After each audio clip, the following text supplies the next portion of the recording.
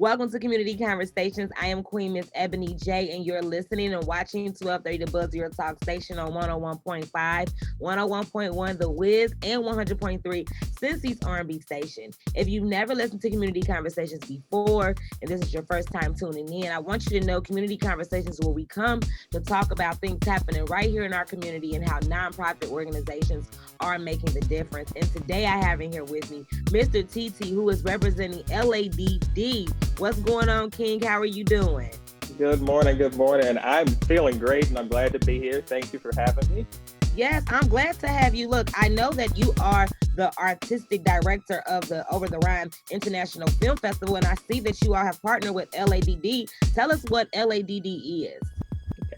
LAD is an organization that supports people with disabilities in the community in a variety of ways. They are there to provide, in some cases, employment support for people, living support in terms of housing and making sure that people can live as independently as possible, and also finding ways to make sure that they're going to be able to get involved in the community in all of the ways that any of us kind of looks forward to living and enjoying the communities that we live in. So, how does LADD contribute to the diversity and inclusion for the city of Cincinnati?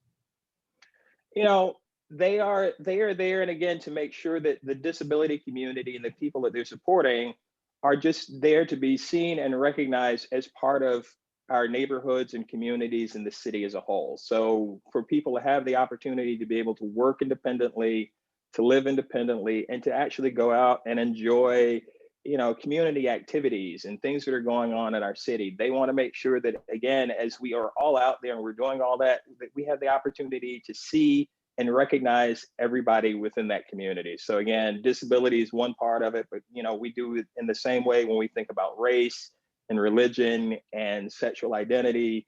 All of these facets are, again, part of what makes us all human and how we share, our stories and our experiences with one another, and to really kind of show that we are all one human community.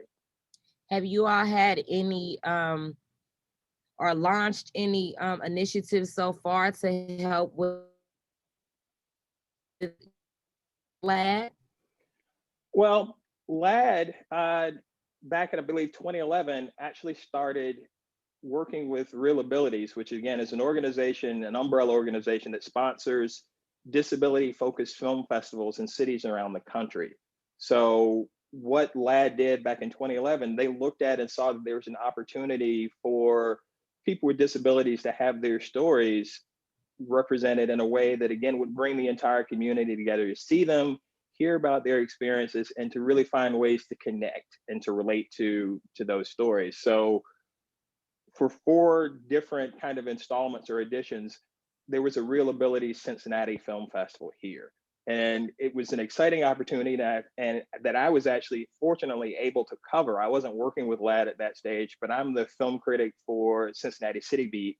And I was able to cover a couple of those later installments of the festival, which gave me a chance to write about and kind of help promote the idea of what the festival was trying to do. I got to speak with filmmakers who were coming in, subjects of films who were going to come in as well to support their films, and really get the word out about what the festival was about, what those films were about, and again try to help really drum up some inspiring support from within the community for all of us to go out and take the opportunity to see those stories and to make those connections. So I was part of that, and then back in 2018, LAD decided to kind of rebrand from Real Abilities and the narrower focus on disability, to see if there is a way to bring disability into the larger film industry conversation about diversity and inclusion.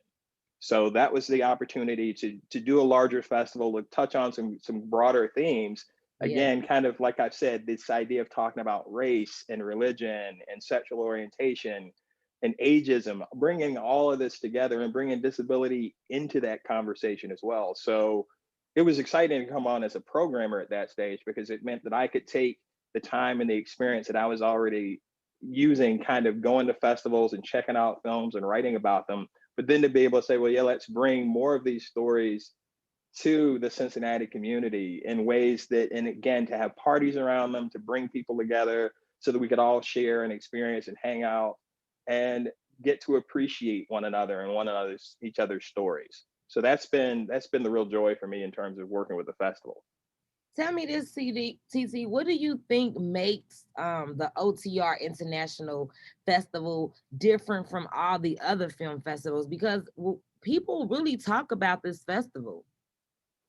Yeah, I mean, I think it's just what I've said. It's this idea that, again, you're not necessarily just looking at one particular, social issue or particular group. It's a way to bring everybody together because in that, we use the word intersectionality really easily in the world today. But it's a very different thing when you really and truly focus on the idea that, okay, there may be a person over here who has a disability, but that person might be gay, or they might be a person of color, and that there's that connection that they will have with other groups. But Right. again, if we don't all kind of see and recognize those individual pieces within ourselves and within our own stories, it's going to be difficult for us to really connect with other people. So I think the festival is all about making sure that people understand that there is this connectivity between us all, that your experience and the issues that you've dealt with from a cultural and a social standpoint may be a little different than mine, but we're all still kind of fighting and struggling to get through and to be seen and heard. And I think that's the biggest thing of all for me. It's about being seen and being heard, and film gives us the opportunity to, again, to experience that together. You can see and hear other people's stories and find ways to connect them to your own. So when we come to the festival, because I want to say I've heard of film festivals before. A couple of my students have done them before, and I know it's like a 72-hour thing, or some may have a week. How does this one actually work out? Because do you group each other? Like, are they able to pick the topic that they want to cover to come together to put the film together? Mhm. We this year, and we're doing things a little differently because, of course, we're all coming out of 2020 and quarantine with COVID. So our focus this year is it's sort of the same. Again, it's about bringing those stories here. So we have 24 film blocks. We were able to reach out and find filmmakers from around the world who are willing to submit their stories for us to consider to be part of the festival. We got 36 films from around the world through that Okay. competition side that we were able to kind of pull and bring these different kinds of stories in. And I was actually also able to find 9 films from the festival world, sort of bigger titles that were playing at Sundance and Tribeca and South by Southwest, because again, we don't necessarily always get to see a lot of those films here in Cincinnati Right. unless, again, we have a festival that can kind of bring those in. So I wanted to do that, to bring all these different stories in. But what happens when you actually get here is it's going to really take place primarily in Pendleton and OTR. So there will be opportunities, starting on July 8th, which is the kickoff of the festival. You'll be able to come and see films in the Pendleton area and hang out, watch a film, go grab a bite to eat, grab a drink. Everybody, and again, we want to make sure that people again are going to have the opportunity to kind of party and have fun together, because we're trying to spotlight not just the films and the disability focus, but we're really trying to make sure that we let people know about Cincinnati and about OTR, because we have a lot of bars and restaurants that really struggled over the past year. Some Yeah. places ended up closing.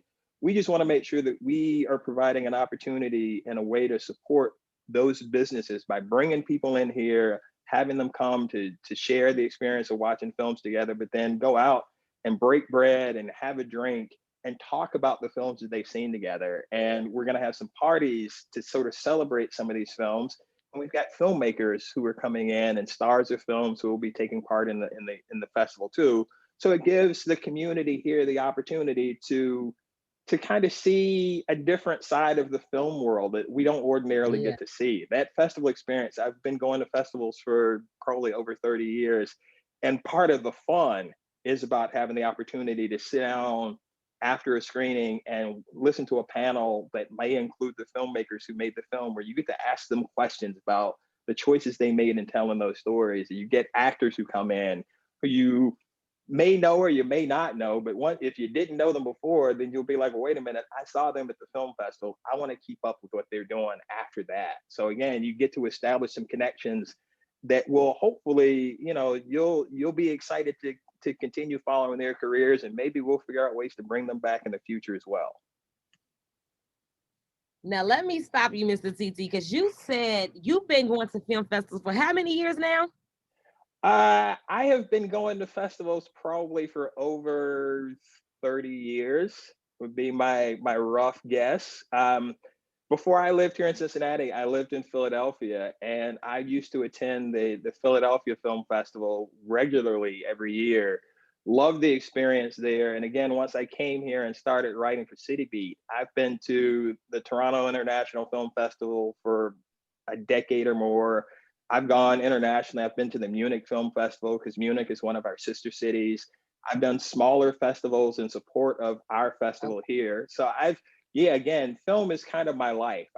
In theory, I probably watch 300 or 400 movies a year, and cover them for the various outlets that I work for. So I live and breathe this stuff, and to have the opportunity to work for the festival and work as artistic director to kind of package and program in a way that I can make it as exciting for audiences here as it has been for me at those other festivals that I've been to.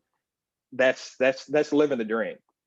I see, because you kind of get a glow in your face when you start talking about it. Like a kid at the candy store. I totally that it totally is how I see it. I enjoy it so much, and it's been really exciting to have the opportunity to kind of talk with people about the festival, and for people who see me on Fox 19 to know that they can walk up to me on the street and say, "Hey, I saw this film or I saw that film and I know you talked about it." Having those conversations, it really does. I mean, again, it's one of the greatest, kind of thrills that I think anyone in my position can have, because ultimately when you're writing about film, no one really sees you and there's no conversation there. It's just me putting out an opinion. But when you're programming for a festival where people can see you talking about it and they can see the passion behind it, it's inspiring to them, and they want to connect and find ways to feel like they're a part of that experience too. And that's, like I said, that's what the festival does. It makes everybody feel like they've got an investment in what's going on. So I can officially say I know a film critic, right? You officially know a film critic. Yes, you do. Because when films come out, people have a lot to say. And sometimes you may like a film bad critic ratings. But it's funny to know, like, I'm glad that you let us in on your side of things, because they have to take these films to festivals and people have to really look at the film. When you're dissecting the film and giving us feedback on it, what do you measure? You know, Largely what I'm doing is I'm trying to figure out ways to let audiences know what I liked and appreciated about the film. And if I can do that and tell them that in a way that they can, that they're going to feel and understand and be excited about, whether they agree or disagree with what I say almost doesn't matter. Because Right. at least, if to use me as a critic in the best way possible, if you listen to me talk about film or if you read my reviews enough, you start to recognize what my sensibilities are and how I feel about maybe certain genres of films or certain actors or whatever else. And then you can use that to say, well, okay, TT likes this kind of film and I do too. So if he likes this, then hey, that'll let me know that, yeah, I'm probably going to like it too. Or vice versa. If we disagree about a particular genre, you can say, well, okay, he doesn't ordinarily like that stuff, but I really do. And he's telling me that, these are the things that he didn't like about it. And maybe I do like those things. And it works out fine either way, because ultimately no critic is really ever there to make people feel like their feelings or their opinions about film don't matter. I'm Yeah. really there to kind of make sure that I'm celebrating my own experience and my love of film. And I'm hoping that I'm doing the same thing for you too. I want you to understand and appreciate what you like and what you love about it. So that again, that'll help you make choices. Because again, in a lot of cases, you got to pay a lot of money for these things. It costs money to go to the theater and you buy your popcorn and your drink and all that kind of stuff. That's a huge investment. So if I can help you make a A lot of wise money. investment choice with what your time and your money, then that's what I'm here for.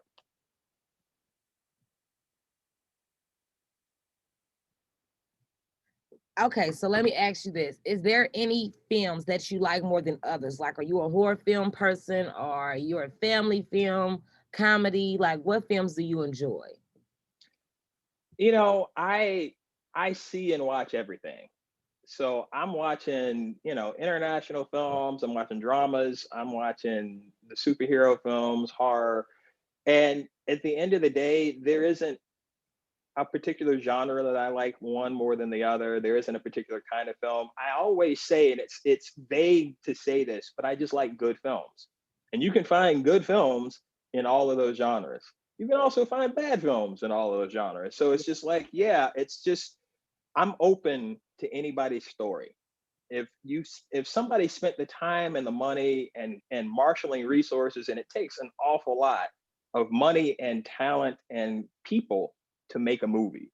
So I'm always going to go into it respecting all of that, all of those people and all of their contributions. So yeah, if I can do that and make sure that even if I don't like the film, I can still respect the effort that went into it, that's the bottom line for me. So yeah, I'll watch anything. I like the Oscar stuff just like every critic does, but I'm also like a huge fan of like the Fast and Furious movies Me and too. yeah, I had superhero movies. I'm big on the Marvel side. I was a comic book geek as a kid growing up, so I'm always gonna love that kind of stuff. But again, like I said, I also like the dramas and you know, yeah, I'm again, you talked about the glow that I have. I feel like when I'm thinking about movies, whether they're highbrow or lowbrow or anything in between, I'm glowing with every film and every opportunity in there because again, it's another chance to see something,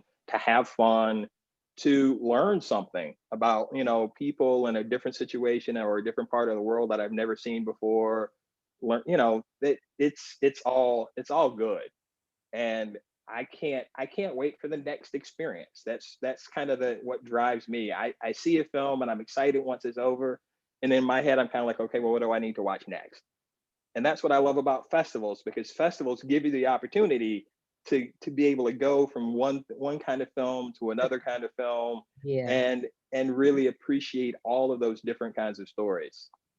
So when can we expect the film festival, the OTR International Film Festival right here in Cincinnati? When is it coming? It is taking place July 8th through the 11th.